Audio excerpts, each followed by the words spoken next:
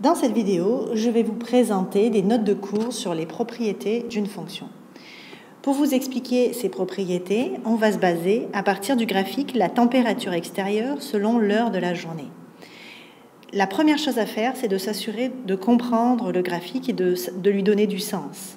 Alors vous allez appuyer sur pause pour prendre un temps pour décrire dans vos propres mots la situation représentée par le graphique ci-dessous. C'est exactement la même chose que l'on a fait dans l'exercice 1, page 47. Quand vous aurez fait vous-même cet exercice-là, vous rappuierez sur lecture et vous comparerez votre réponse avec ce que j'ai écrit moi-même. Donc, vous allez comparer ce que j'ai écrit à ce que vous avez écrit. S'il y a des détails qui ne sont pas présents dans votre description, vous les rajoutez. Quand ceci est fait, nous allons passer à la définition de domaine. De manière générale, ce que l'on appelle domaine, c'est l'ensemble des valeurs prises par la variable indépendante. Donc, la première chose que vous devriez vous dire, c'est « Ok, c'est quoi la variable indépendante ?» Là, on a un graphique sous les yeux. Donc, on sait que la variable indépendante, c'est toujours la variable sur l'axe des x. L'axe des x, c'est l'axe horizontal. La variable indépendante, c'est ici, dans ce contexte, c'est les heures de la journée. Donc, dans cet exemple, les valeurs prises par la variable indépendante, ça va de 0, parce qu'on voit ici qu'on a un point du graphique qui a x égale 0. Puis ici, on a un point du graphique qui a x égale à 24. Donc, les valeurs de la variable indépendante sont toutes les valeurs de x qui vont de 0 à 24. En mathématiques, on écrira x qui prend toutes les valeurs de 0 à 24. On peut aussi dire, sous forme de phrase, c'est tous les nombres réels compris entre 0 heure et 24 heures. Donc à chaque fois que l'on vous demande quel est le domaine, vous regardez les valeurs de x du début jusqu'à la fin de votre graphique. Passons à la définition d'image ou codomaine. Alors l'image ou codomaine, c'est l'ensemble des valeurs prises par la variable dépendante. Donc première chose à se rappeler, c'est quoi la variable dépendante? De manière générale, la variable dépendante, c'est celle qui a ses valeurs qui changent en fonction de l'autre variable. Ici, la température est influencée par les heures de la journée. Donc, comme c'est la température qui est influencée par l'heure, c'est la température qui est la variable dépendante. Et sur un graphique, la variable dépendante, c'est toujours sur l'axe des Y. Ici, c'est donc la température extérieure. Bon, l'ensemble des valeurs prises par la variable dépendante ici, on regarde ici. Au maximum, la température qu'on va pouvoir avoir, c'est 2 degrés. Et au minimum, la température que l'on peut avoir, c'est moins 4 degrés. Donc, on va pouvoir dire que l'image, c'est tous les nombres réels compris entre moins 4 et 2. Moins 4 degrés et 2 degrés. Puis je dis tous les nombres réels parce que la température, ça peut être moins 4, ça peut être 2, mais ça peut être aussi une infinité de valeurs. Parce qu'on voit ici qu'à 9 heures, la température est de 1 degré, elle pourrait être de 0,5 degrés, ainsi de suite. Donc il y a une infinité de valeurs possibles. On pourrait écrire aussi l'image ou le domaine de la même manière que l'on l'a fait tantôt, mais cette fois-ci, on met Y appartient à toutes les valeurs prises entre moins 4 et 2. Vous voyez, on met toujours en premier la valeur minimum et en deuxième la valeur maximale. Et ça veut dire exactement cette phrase-là.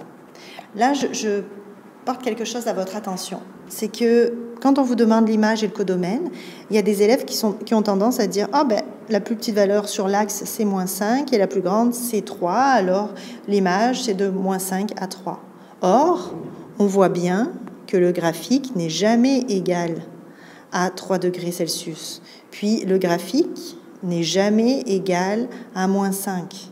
Donc, il faut vraiment regarder les valeurs prises par le graphique pour Y. Passons maintenant à la définition de minimum et maximum. Quand on vous parle de maximum et de minimum, c'est toujours la variable dépendante qu'il faut regarder. Donc, le maximum, c'est la plus grande valeur prise par la variable dépendante. Et le minimum, c'est la plus petite valeur prise par la variable dépendante. Donc, je regarde mon graphique et je vois que ici, c'est la valeur de Y maximale et je me réfère à l'axe des ordonnées et je vois, mon maximum, c'est 2. Donc ici, le maximum, c'est 2 degrés. Maintenant, je regarde la plus petite valeur de Y, c'est ici. Le graphique ne descend pas plus bas. Je me réfère à l'axe des ordonnées et je vois, moins 4. Donc ici, le minimum est moins 4. Donc ici aussi, attention, j'ai beaucoup d'élèves qui souvent me disent le maximum c'est 3, puis le minimum c'est moins 5, parce qu'elles regardent juste l'axe des ordonnées et les graduations de l'axe des ordonnées. C'est vraiment le graphique qu'il faut regarder. Ça c'est son point le plus haut, c'est sa valeur la plus haute. Ça c'est sa valeur la plus basse. Et je regarde la valeur que c'est. Et Y ici vaut 2, et Y ici vaut moins 4. Passons maintenant aux définitions de ordonnée à l'origine et abscisse à l'origine. Alors, l'ordonnée à l'origine, c'est l'ordonnée du point lorsque l'abscisse vaut 0. Alors, il faut bien comprendre que abscisse, ça signifie que l'on parle de x. Ici, c'est toujours l'axe des abscisses. Donc, en gros, ça veut dire, quand x vaut 0, c'est quoi la valeur de y sur le graphique? Donc, je me positionne où est x égale à 0, puis je cherche s'il y a un point du graphique qui a x égale à 0. J'en trouve un. Ce point-là, ses coordonnées sont 0, moins 2. Donc, moins 2 degrés Celsius, c'est l'ordonnée à l'origine, la valeur de Y quand X vaut 0.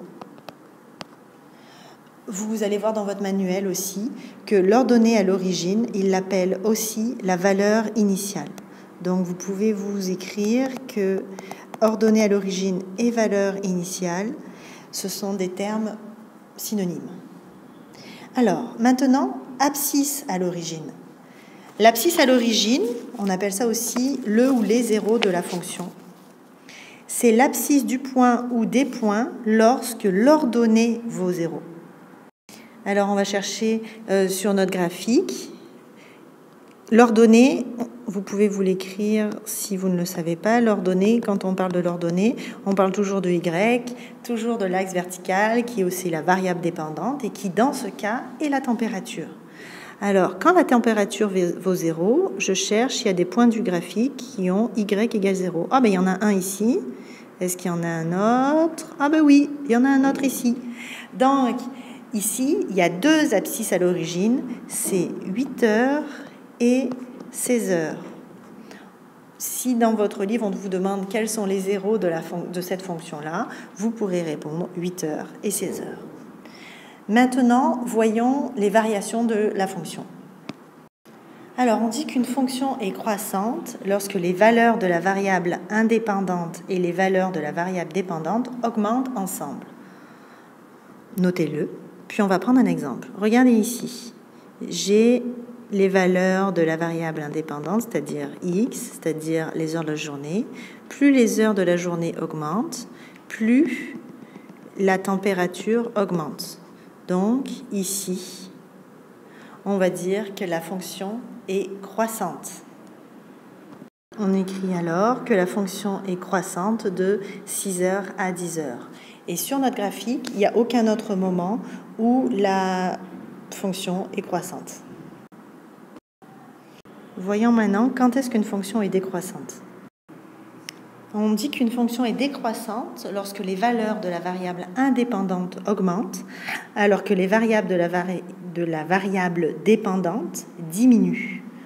Notez-le et on va voir dans le graphique où c'est que l'on repère que la fonction est décroissante.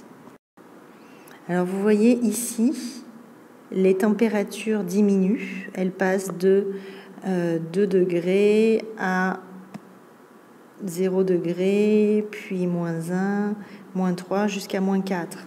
Pourtant, le temps augmente puisque les heures de la journée avancent. Donc cette partie de la courbe, la fonction est décroissante. Vous pouvez le noter dans votre graphique. Dernière chose à voir, la fonction dans les variations, quand la fonction est constante. Alors, on dit qu'une fonction est constante lorsque les valeurs de la variable indépendante augmentent et que les valeurs, pendant ce temps-là, de la variable dépendante restent les mêmes. Regardons notre graphique. Je vais surligner en vert les moments où ceci arrive. Ici, là, on voit que le temps passe et pourtant, la valeur de la température reste la même. Et ici, de 19h à 24h, le temps avance, le temps augmente, mais les valeurs de la température restent les mêmes. Et le dernier moment où on a la fonction constante, c'est ici. Alors vous notez ici ces fonctions constantes. Et on peut même se rajouter, pour revenir à ce qu'on a dit au début, que ici, c'était la fonction croissante. Alors, vous pouvez aussi faire votre propre code de couleur pour indiquer où est les moments de constance, de décroissance et de croissance dans votre graphique. Alors, l'étude du signe. On dit qu'une fonction est positive si les valeurs de la variable dépendante sont positives. Ici, on regarde notre graphique. La variable dépendante, on se rappelle, c'est Y, donc c'est les températures. Et on voit que où c'est positif, c'est tout ici. Donc, on dira que la fonction est positive entre 8h et à peu près 16h20. Donc, vous avez peut-être déjà deviné que la fonction est négative si les valeurs de la variable dépendante sont négatives. Puis, je viens de me rendre compte que j'ai oublié un S à positive, alors rajoutez-le. Donc, regardons nos fonctions. C'est ici et ici que les valeurs de Y, donc de la température, sont négatives. On dira que la fonction est négative entre 0h et 8h et entre 16h20 et 24h. Il ne vous reste plus qu'à mettre tout ça en pratique dans l'exercice que vous avez à faire pour demain. L'exercice 1, A, B, C, D, page 58.